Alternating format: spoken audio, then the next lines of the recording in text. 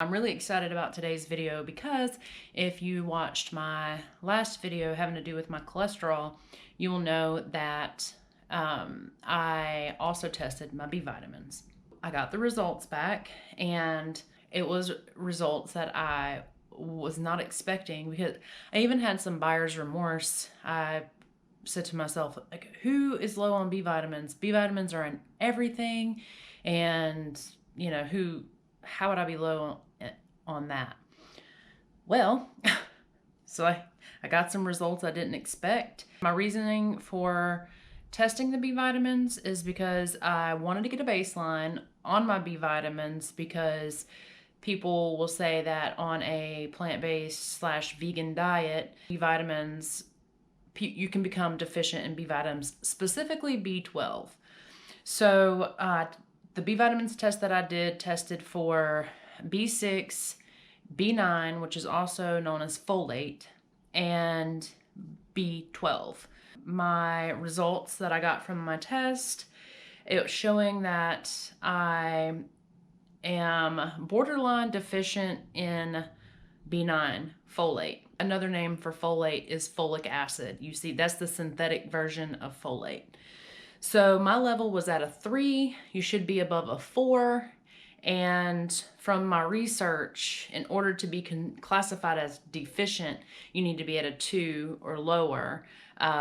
3 is considered borderline, and 4 and above is normal. My B12 was spot on, right middle of the road. B6 was within the normal range. However, it was on the low side of normal. My level was a 5, and normal, okay, the range for being normal is between 1 and 65, and I was at a 5.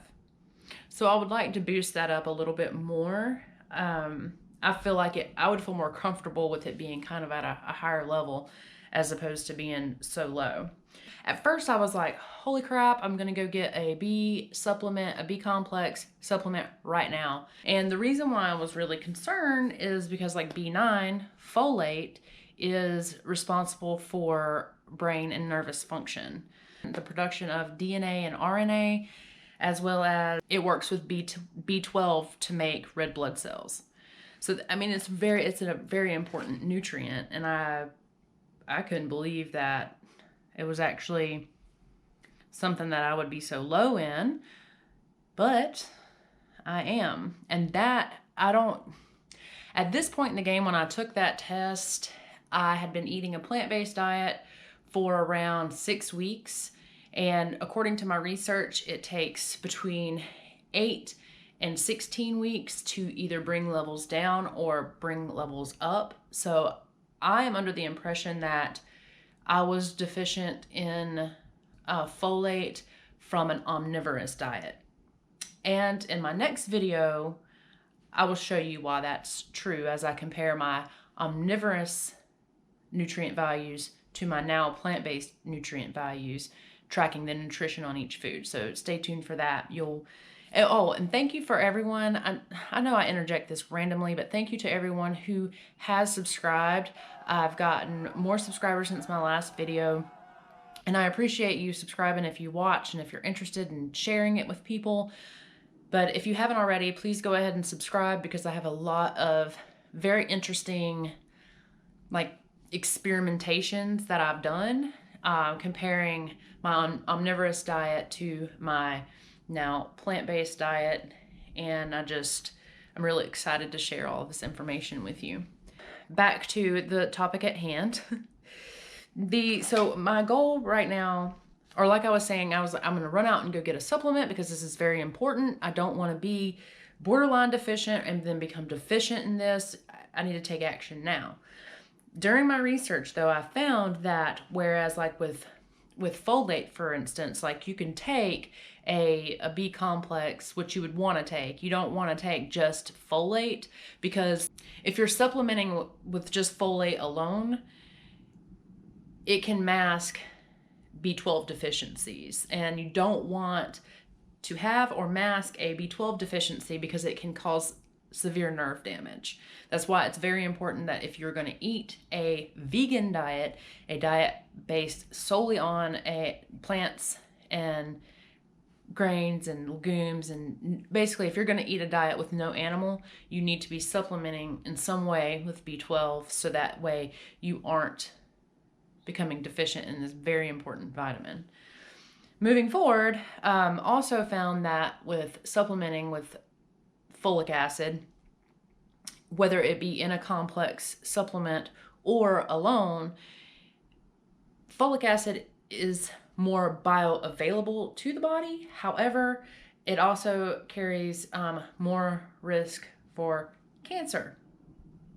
So it increases your risk for certain cancers. And I want to say, I believe it was lung cancer. I might be wrong on that. I will include the references that I used to gather this information. I will always put them in the description below so that you can go and read it for yourself. And if you have a different takeaway than me or know of some other science, please comment down below, because I would love to make sure I'm giving out correct information, which I always believe that I am giving out the most current, correct information. Okay, so that was like matter of fact, the more research that I've done on supplementation due to getting these results back showed me that it's actually, I've been supplementing, and I've said this in another video, I supplement with high potency D3. Turns out that might be bad for you too. It's important to get vitamin D, but at the same time, I kind of need to look at trying to raise levels, I guess, not through high potency D3 supplements. So instead of taking 10,000 IU a day, maybe I just take 5,000 IU for a week. You see what I'm saying? Like that type thing. And then trying to get more sunshine. And I'm currently on a hunt for vitamin D mushrooms, because mushrooms, when exposed to UV light, do produce their own vitamin D. But you have to look for the mushrooms, either mushrooms grown in the wild, which I don't suggest you try to go forage your own mushrooms unless you know what you're doing. You have to look for the mushrooms in the stores that have I've seen them before, but I didn't really know that this was what happened. The mushrooms that have on their high in vitamin D on their labeling are mushrooms that have been exposed to UV rays to boost their natural vitamin D content. And so that is something that I'm trying to find in my area, is high vitamin D mushrooms, and of course getting more sunlight when there's sunlight. And of course you have your fortified plant foods, your plant milks, and probably any processed food you get that's vegan is going to probably have some B vitamins and some D vitamins. Anyway, moving back to the B9. So instead of supplementing, I decided, okay, since B vitamins are readily available in plants other than B12, how can I get that from food? Okay, so the daily value of B9, my research is you want to at least replenish, I think it's 400 micrograms per day. That's the amount your body needs to replenish its stores. One way that I plan on really getting a huge dose of B vitamins in general is through nutritional yeast.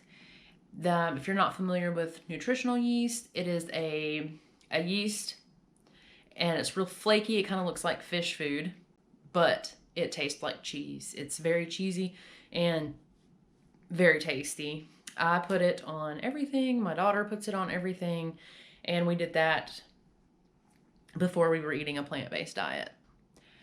Tofu, like basically soy. So tofu and edamame, you can eat a 155 gram, 1 cup serving of green shelled edamame, and you will exceed your need for folate.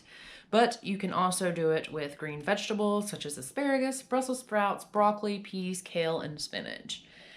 Lentils also have a good amount of B6 in them, of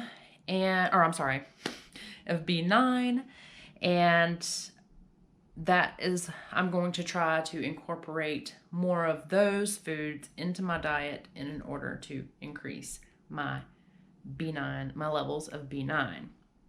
It makes a lot of sense. The reason why this particular B vitamin test that I took only tested B12, B6, and B9. These are the B vitamins that basically B9, B6, and B12, they lower the levels of homocysteine that you have in your bloodstream. You want lower levels of homocysteine because it improves endothelial function, which is basically the lining of your arteries, okay? And by improving your endothelial function, it will also improve your cardiovascular health and reduce the risk of heart attacks. And like I said before, B9 is good for DNA maintenance and repair. It also lowers the risk of breast cancer, pancreatic cancer, and colon cancer. There's also a decreased risk with keeping your diet high in B9. You have a decreased risk for Alzheimer's, which is a big deal for me because my great-grandmother, my grandmother on my mom's side, both had Alzheimer's. I'm not sure about before that. I just know those two for sure. And then on my father's side, my grandmother on my father's side also had Alzheimer's. So I have a double whammy for that, and that is not the way I want to leave this world. And that is not something that I want my children to have to witness and deal with, because as someone who watched my grandmother suffer through it, it's really sad. And I really hope that I don't have to watch my mother go through it. But she does try really hard to keep her mental health good. So Mom, if you're watching this, check your B vitamins. All right. Also, with maintaining your levels of B9, you're going to be at a decreased risk for stroke, which is also big. Like, also my grandmother dealt with multiple strokes in her lifetime. And again, like stroke risk and Alzheimer's, all of that kind of like is related. However,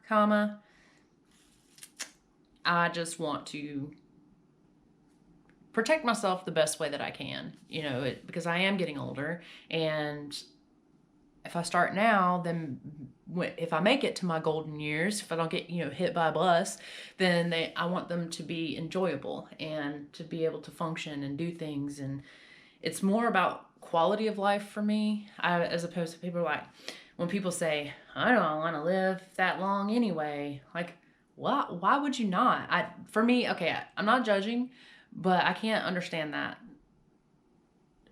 thought process. I can't understand that frame of thinking, because I can't think of anything more enjoyable than watching my children grow into adults and into parents, and watching my grandchildren grow up and into parents. You see what I'm saying? I want to be able to see that, enjoy it, and them all have happy memories of me.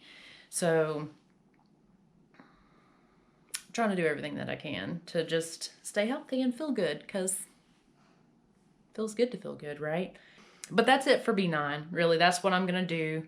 And in 8 to 16 weeks, I will retest my B vitamins and see if I have made any progress. And if I'm not making any progress through food, then I suppose I'll take a supplement, because I feel like supplementation should be the last resort. I'm not so stubborn as to where I can be like, oh, supplements are it's shown that supplementation may not be as safe as we think it is, so I'm just going to let it ride. Because some of the ways that you can develop a vitamin deficiency, it's either malnutrition, meaning you're not getting enough of that nutrient through your diet, or B, malabsorption, which is an even scarier thing.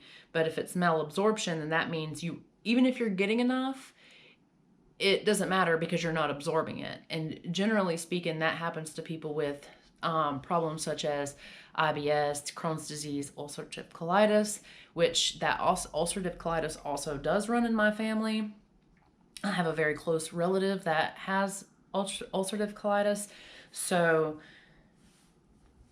yeah, hopefully that's not in my cards. I'm also trying to mitigate having that disease because it's terrible, and it's terrible. I'll spare you any details, but it's terrible. 8 to 16 weeks, probably more at the 16-week mark, so 4 months, we'll retest again and see where we're at, both with cholesterol and with B vitamins. Let's go on to B6. You should get 1.7 micrograms is the daily value for B6. Like I said, I was on the low side, and I am interested in bringing up my levels. B6 is one of those things that you definitely want to take. If you're gonna supplement for B vitamins, you definitely want to take it in a complex, because high levels of B6 can cause nerve damage. So just like low levels, high levels are not what you want either. I just want to point out that high levels of B6 taken from supplementation can cause nerve damage. I didn't see anything where it says like if you somehow, I don't know if you can eat enough plant foods to overdose yourself on B6. That's the point that's the point in getting your nutrients from food, is that nature packaged the nutrients perfectly for you to assimilate and absorb and have good health. Some ways to increase your B6, I have a list here, is through tofu, sweet potato, banana, potatoes, avocado, pistachios, chickpeas. And if you are eating a plant-based diet, which is 10% animal, or if you're eating an omnivorous diet and you're interested in increasing your levels, your B levels, you can do so through liver, fish, and chicken. B6 is important for a lot of reasons. Some of the reasons are it mediates numerous metabolic processes within your body. It helps with amino acid metabolism, which amino acids are what protein breaks down to, and it's responsible for helping with gluconeogenesis, where gluconeogenesis is the process by which your body either takes proteins or fats and converts them into carbohydrate. That is what happens in a person's body who tries to do like a keto diet or low carb diet. When they go into ketosis, their body starts making their own glucose through these other substrates, and it's very taxing on the body, but we won't go into that. Responsible for lipid metabolism and nervous system development and immune function. It's pretty important. Basically, B6 is involved in more than 100 enzymatic reactions in the body. A B6 deficiency, I did find through my research, is fairly uncommon. Usually you don't see just a B6 deficiency. It's usually coupled with, but in fairness, you usually don't see a B9 deficiency either. Coupled with a B12 deficiency, and a B6 deficiency is usually coupled with both a B6 and a B9 deficiency. Somehow or another, my B12 is great, but my B6 is low, and my B9 is borderline deficient.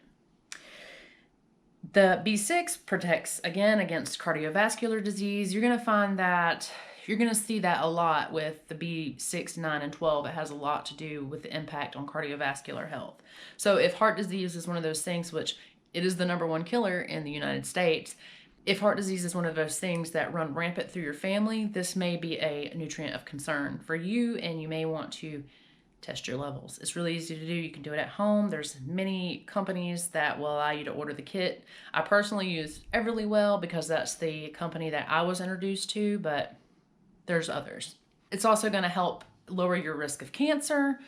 It's going to improve your cognitive function and reduce PMS symptoms. Ladies, that's pretty much it for B6.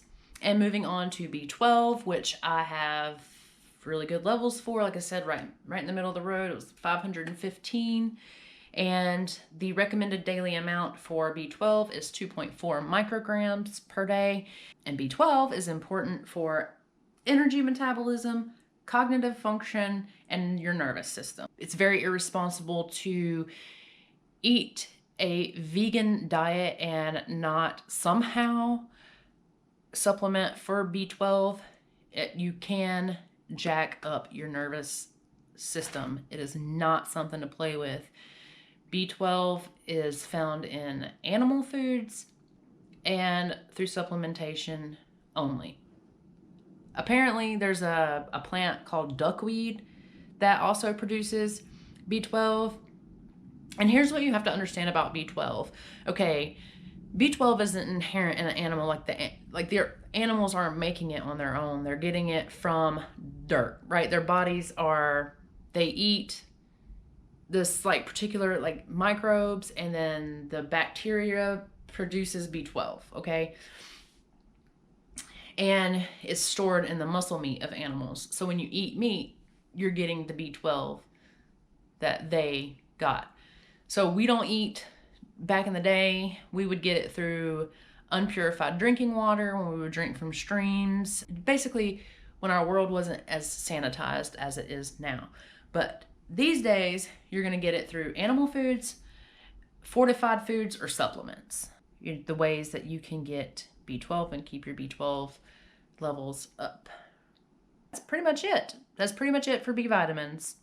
So hopefully you have now a better understanding of B12, B6, and B9 and kind of how they work together, and why they are important, and why you should test your levels, whether or not you eat a omnivorous diet or a plant-based diet. And I cannot stress this enough. And like I said, my next video, I compared my omnivorous diet with my now much healthier plant-based diet, just to kind of show you as to why I am low in these particular nutrients.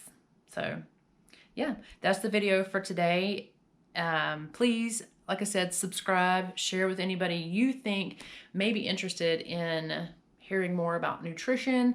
I do plan on doing some what I eat in a day videos to meet all of my nutrient goals on I'm not even gonna say plant-based, I'm gonna say on a vegan diet, because I have not been eating any animal products. I feel like that word scares people away from a healthy lifestyle. I feel like it's too boxing for a lot of people, and I don't wanna I don't wanna be identified in that way. But I do have to be honest and say that I have not been eating any animal products. And for me personally, I don't miss it. So, because I feel great. Just saying. All right, I'm gonna go. As you can see, I gotta put myself together. I have to work today, and I have to eat, because that's important. I love food. All right, so I'm gonna go. Just remember, you need to take care of yourself, and you can pay the farmer today, or you can pay the pharmacy tomorrow. It's your choice.